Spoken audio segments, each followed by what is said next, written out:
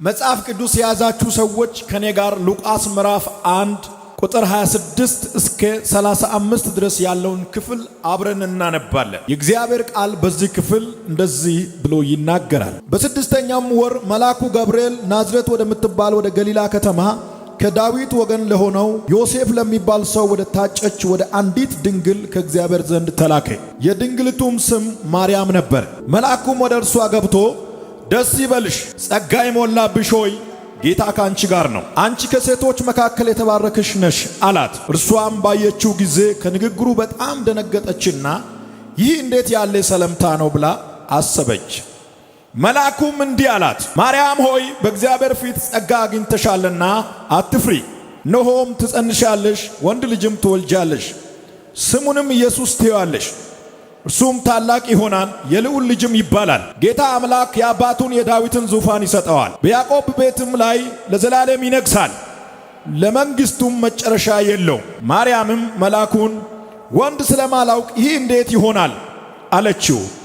መልአኩም መልሶ እንዲህ አላት፣ መንፈስ ቅዱስ በአንቺ ላይ ይመጣል፣ የልዑልም ኃይል ይጸልይልሻል። ስለዚህም ደግሞ ከአንቺ የሚወለደው ቅዱስ የእግዚአብሔር ልጅ ይባላል። ወደ ቁጥር 45 ወረድ ብዬ አነባለሁ። ከጌታ የተነገረላት ቃል ይፈጸማልና ያመነች ብፅዕት ናት። ማርያምም እንዲህ አለች፣ ነፍሴ ጌታን ታከብረዋለች፣ መንፈስም በአምላኬ በመድኃኒቴ ሐሴት ታደርጋለች፣ የባሪያይቱን ውርደት ተመልክቶአልና። እነሆም ከዛሬ ጀምሮ ትውልድ ሁሉ ብፅዕት ይሉኛል፣ ብርቱ የሆነ እርሱ በእኔ ታላቅ ሥራ አድርጓልና ስሙም ቅዱስ ነው።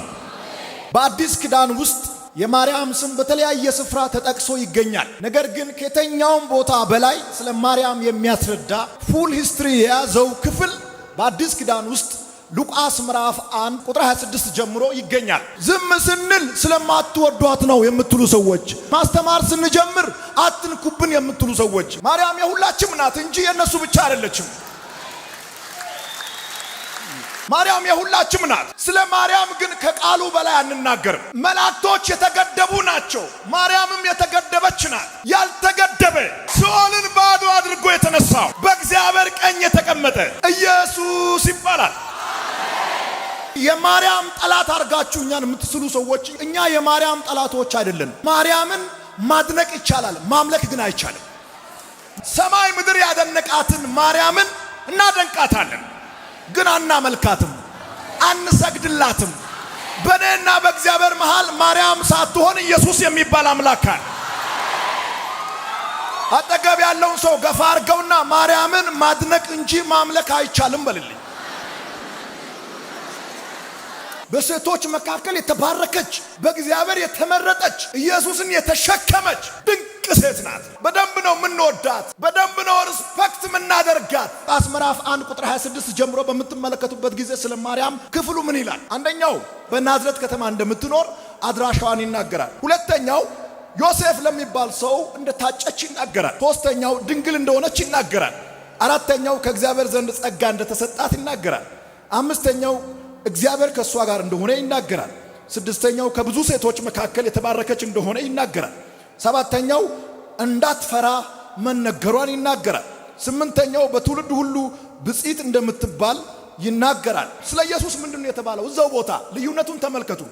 አንደኛው ስሙ ኢየሱስ እንደሚባል፣ ኢየሱስ ማለት ትርጉሙ አዳኝ ማለት ነው። ሁለተኛው ታላቅ እንደሚሆን፣ ሶስተኛው የልዑል ልጅ እንደሚባል፣ አራተኛው የአባቱን የዳዊትን ዙፋን እንደሚወርስ፣ አምስተኛው ለዘላለም እንደሚነግስ፣ ስድስተኛው ለመንግስቱ መጨረሻ እንደሌለው፣ ሰባተኛው ቅዱስ የእግዚአብሔር ልጅ እንደሚባል።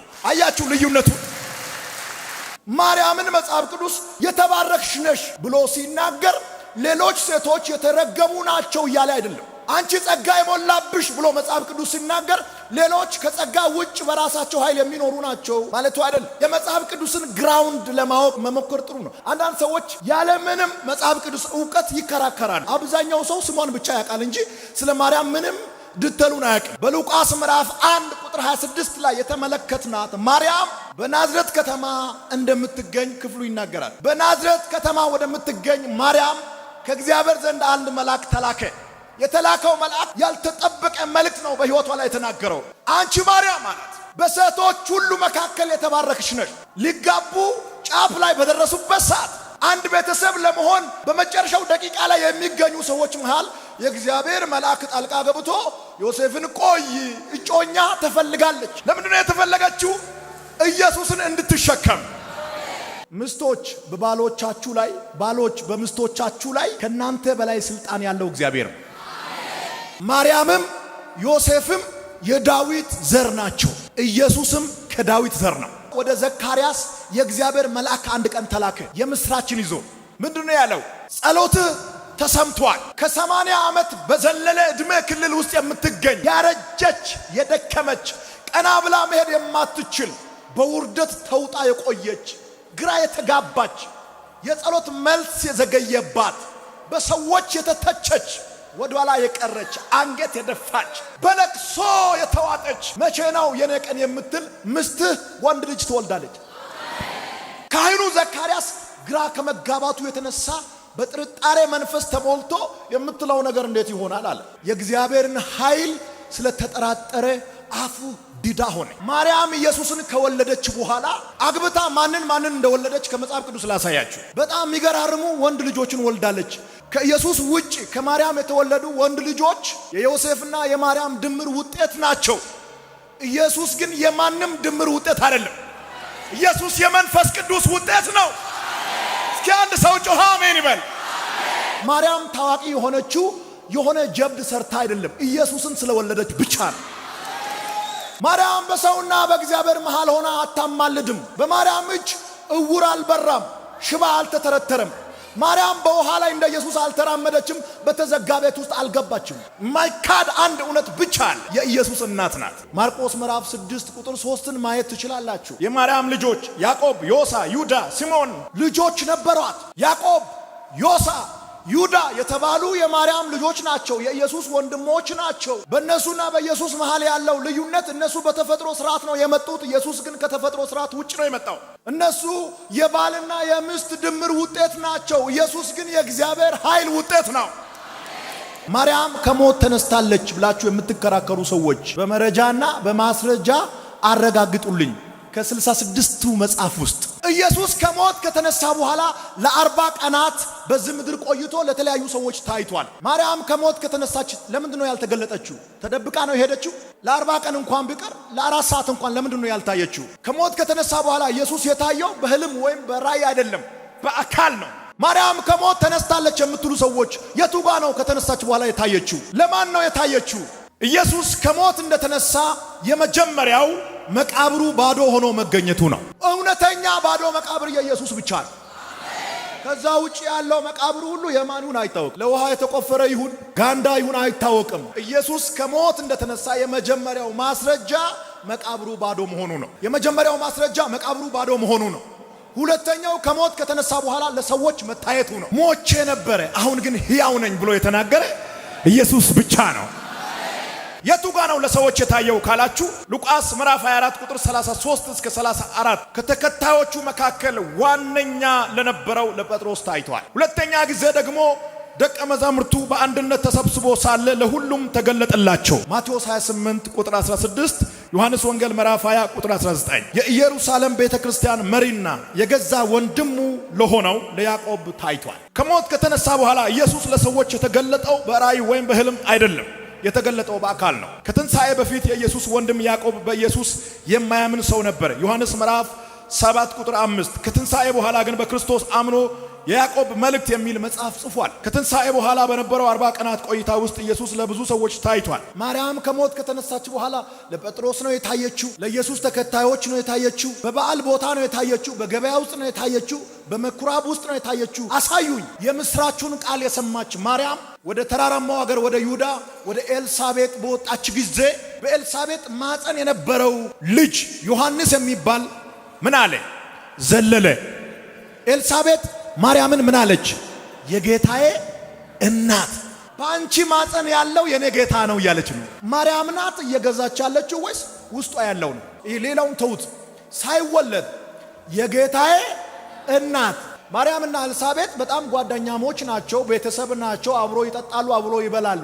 ኢየሱስን ከተሸከመች በኋላ ማርያም ወደ ኤልሳቤጥ ቤት ስትገባ ኤልሳቤጥ እንደዚህ አለች፣ የጌታዬ እናት እንዴት አንቺ ወደ እኔ ቤት ትመጫለሽ? በጣም የከበረሽ ነሽ እኮ። እንደዚህ ያስባላት እኮ ኢየሱስ ነው። ኢየሱስን ከመሸከሟ በፊት ኤልሳቤጥ ወደ ማርያም፣ ማርያም ወደ ኤልሳቤጥ እንደፈለጉ የሚጫወቱ ሰዎች ነበሩ። ኢየሱስን ከተሸከመች በኋላ የጌታዬ እናት እንዴት ወደ እኔ ልትመጪ ቻልሽ? የተሸከምሽው በጣም ታላቅ ነው። የተሸከምሽው ጌታ ነው። የተሸከምሽው አዳኝ ነው። ስሙ ለዘላለም የተመሰገነ ይሁን። በቴክኒክና በታክቲክ የከበረች የሚመስላችሁ ሰዎች ተው እንጂ ማርያምን ትልቅ ሰው ያደረጋት ኢየሱስን መሸከሟ ነው። ኢየሱስን መውለዷ ነው። ማርያም በጣም ዝቅተኛ ሴት እንደነበረች ከመጽሐፍ ቅዱስ ላሳያችሁ። ከሷ አፍ እንስማ። ሉቃስ ምዕራፍ 1 ቁጥር 46 ማርያምም እንዲህ አለች፣ ነፍሴ ጌታን ታከብረዋለች፣ መንፈስም በአምላኬ በመድኃኒቴ ሐሴት ታደርጋለች፣ የባሪያይቱን ውርደት ተመልክቷልና። እነሆ ከዛሬ ጀምሮ ትውልድ ሁሉ ብፅዕት ይሉኛል፣ ብርቱ የሆነ እርሱ በእኔ ታላቅ ሥራ አድርጓልና ስሙ ቅዱስ ነው። ቁጥር 48 ላይ የባሪያይቱን ውርደት ተመልክቷልና። የተዋረድኩ ሰው ነበርኩ ትላለች። በጓደኛ አልታየውም፣ በቤተሰብ አልታየውም። እንዴት አየኸኝ? ለዚህ ክብር በመደነቅ እግዚአብሔርን ስታከብር ነው የምንመለከተው እንጂ ዶክመንት አቅርባ ገንዘቧ ታይቶ በወቅቱ ከነበሩ ሴቶች መካከል ሲኦሲውን አልፋ አይደለም። ማርያም ክብር ያገኘችው ኢየሱስን በመሸከሟ ነው። አጠገብ ያለውን ሰው የማርያም ክብር ኢየሱስ ነው። ማርያምን የማያከብር ሰው አለ ብዬ አላምን። ማነው ማርያምን ማዋረድ የሚችል? ማንም የለም። ማርያምን የሚያዋርድ ራሱ ይዋረዳል። ማንም ማዋረድ አይችልም። ማርያም በጣም የተባረከች እንደሆነ የመጽሐፍ ቅዱስ ይናገራል። በስላሴ ስርዓት ውስጥ ወይም ደግሞ አብ፣ ወልድ፣ መንፈስ ቅዱስ በሐሳብ አንድ በሆኑ በሶስት አካላቶች መካከል ለምንድን ነው ስሟ ያልገባው? በአምላክነት ደረጃ ስለሌለች ነው። እግዚአብሔር አብ አምላክ ነው። እግዚአብሔር ወልድ አምላክ ነው። እግዚአብሔር መንፈስ ቅዱስ አምላክ ነው። ስሟ ታዲያ አራተኛ ሆኖ ለምን አልገባም? ስላሴ ውስጥ አምላክ ስላይደለች ነው። የግድ እዛ ውስጥ እንዲያርጋችሁ ማስገባት የምትፈልጉ ሰዎች ተው እንጂ። ስለምትወዷት እንደሆነ ይገባኛል፣ ግን ትክክል አይደለም። የማይተናነሱ የማይበላለጡ በአካል ሶስት የሆኑ በሐሳብ አንድ የሆኑ እግዚአብሔር አብ፣ እግዚአብሔር ወልድ፣ እግዚአብሔር መንፈስ ቅዱስ በአካል ሶስት በሐሳብ አንድ የሆኑ ሰዎች አሉ እኮ፣ አካላት አሉ እኮ። በእነሱ መሃል ግን ስሙ አልተጠቀሰም። የአሜሪካው ፕሬዝዳንት ሸራተን ነው ያረፈው ቢባል ለ3 ቀን ሸራተን አካባቢ ይዘጋጋል። አራቱ አቅጣጫ ይዘጋል። ለምንድን ነው የተዘጋው? አንድ ፕሬዝዳንት እዛ ውስጥ ስላደረ ነው እንጂ ቤት ውስጥ ሌላ ታምር ስለተፈጠረ አይደለም። ከዚህም ወደዛ መኪና አያልፍም፣ ከዛም ወደዚህ አያልፍም። ለምን? ሸራተን ውስጥ የአሜሪካው ፕሬዝዳንት አለ ስለተባለ። ሰውየው ከወጣ በኋላ ሸራተን ነው፣ ምንም ተአምር የለም። እኔ ልንገራችሁ፣ ማርያም ልዩ ሰው የሆነችው ለ9 ወር ብቻ ነው። ኢየሱስን በተሸከመችበት ወራት። ከዛ በኋላስ ወደ መደበኛ ስራዋ ተመለሰች። መደበኛ ስርዓት ውስጥ ገባች። ገበያ ትሄዳለች፣ እቁብ አላት፣ እድር አላት፣ ከሴቶች ጋር ትውላለች፣ ብዙ ነገር አላት። እና ጌታ ኢየሱስን ወልጃለሁ ብላ እግሯን ሰው እያጠበ ጸጉሯን ሰው እየሰራ ቀስ ብላ ዘንጥላ ተይዞላት ነው ገበያ የምትሄደው? አይደለም። ኢየሱስን ከወለደች በኋላ መደበኛ ስራዋ ላይ ተመለሰች። አንዳንዱ ፊቱ አሁንም ትክክል አይደለም። የፈለከው መሆን ትችላለህ። የፈለከው የዘመኑ ጴንጦች እጅ በአፍ ውስጥ ቢከተት ማይነኩ፣ እንደዚህ ተብሎ ማይነቁ፣ ስም ማን ነው ተብሎ ማይመልሱ። አጠገብ ያለውን ሰው በጉ ነው በግ ያደረገኝ በልልኝ።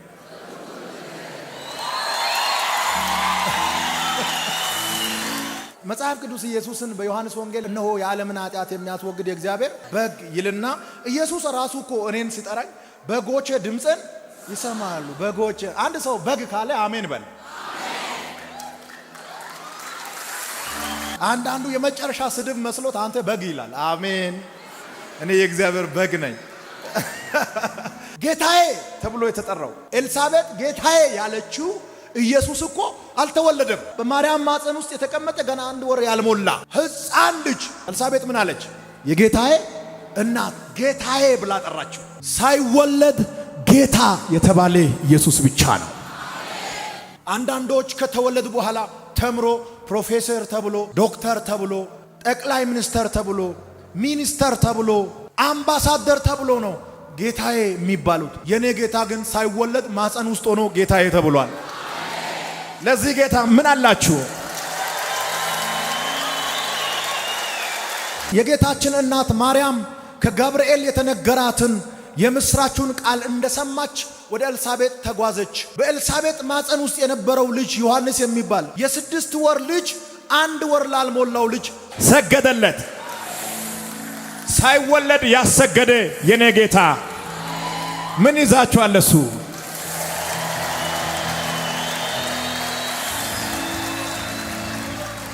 ሰባ ሰገሎች የተወለደው ንጉሥ የት ነው ያለው ብሎ ለመስገድ ከርቤና ዕጣን ይዞ ነው ኢየሱስን የፈለጉት። ንጉሥ ተወልዷል ነው የተባለው። ገና ዳዴ ሳይል ሳይራመድ አፉን ሳይፈታ ምርጫ ሳያሸንፍ ፓርቲ ሳይመሰርት ንጉሥ የተባለ የኔ ኢየሱስ ነው። ማርያምን ማድነቅ ይቻላል፣ ማሞገስ ይቻላል፣ መውደድ ይቻላል፣ ማምለክ ግን አይቻልም። ለምን ካላችሁኝ አልተፈቀደልንም ስላልተጻፈ። በዮርዳኖስ ወንዝ በዮሐንስ እጅ ተጠምቆ ቀና ስል የሚወደው ልጄ ይሄ ነው እርሱን ስሙት የሚል ድምፅ የመጣው ለማን ነው? ለኢየሱስ ነው። በቃና ዘገሊላ ከተከታዮቹ ጋር ወደ ሰርግ ቦታ በታደመበት ስፍራ ውሃውን ወደ ወይን ጠጅ የለወጠው ማን ነው? እናቱ ማርያም ናት ወይስ ኢየሱስ ነው? ኢየሱስ ነው። ማርያም እዛ ስፍራ ምን አለች? እርሱ የሚላችሁን አድርጉት አታስቸግሩት ብላ ለምንድን ነው እንደዚህ አርጋ ቅይር ያላደረገችው? መለኮታዊ ኃይል አልነበራትም። የኢየሱስ እናት ስለሆነች ብቻ ማርያም አምላክ መሆን አለባት ካላችሁ ቀጣይ ሮብ እንገናኛለን።